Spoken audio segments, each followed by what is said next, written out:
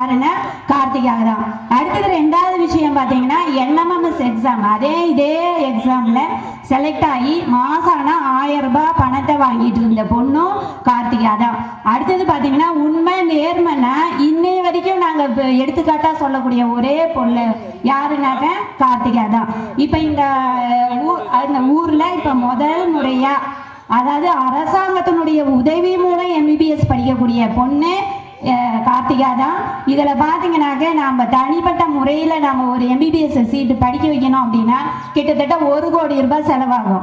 ஆனால் அந்த 1 கோடி ரூபாய் செலவு இல்லாமல் அவங்க அரசு பள்ளியில் 6வதுலேருந்து 12வது வரையும் அரசு பள்ளியில் படித்த ஒரு மாணவி இப்போ நம்ம ப்ரைவேட் ஸ்கூலில் படிச்சு ஒரு 670 மார்க் 680 மார்க் வாங்கணும்னா தான் மெடிக்கல் சீட்டு கிடைக்கும். அதே நீங்கள் கவர்மெண்ட் ஸ்கூலில் படித்து 380 370 இல்லை 300 அது வந்து நம்மளுடைய கேஸ்ட் வைஸ் அப்படி பார்க்குறப்ப பாதிக்கு பாதி மார்க் எடுத்தாவே நமக்கு கவர்மெண்ட் சீட்டு கிடைக்கும். கிட்டத்தட்ட நீங்கள் எதுவுமே செலவு பண்ண தேவையில்லை, சாப்பாடும் அவங்களே அரேஞ்ச் பண்ணி கொடுத்துட்றாங்க, எந்த ஃபீஸும் கட்ட தேவையில்லை, எல்லாமே கவர்மெண்ட்டே எடுத்துக்குது.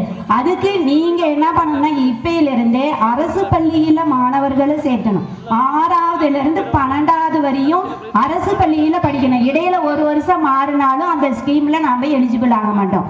அதனால கார்த்திகாவை பாராட்டுறது ஒரு விஷயம் அப்படின்னா நீங்க உங்க குழந்தைகளை 6லிருந்து 12 வரையும் அரசு பள்ளியில சேர்த்து இந்த மாதிரி அரசு கொடுக்கக்கூடிய நலத்திட்டங்களை நீங்க பயன்படுத்திக்கணுங்கிறது தாழ்மையா கேட்டுக்கிறோம்.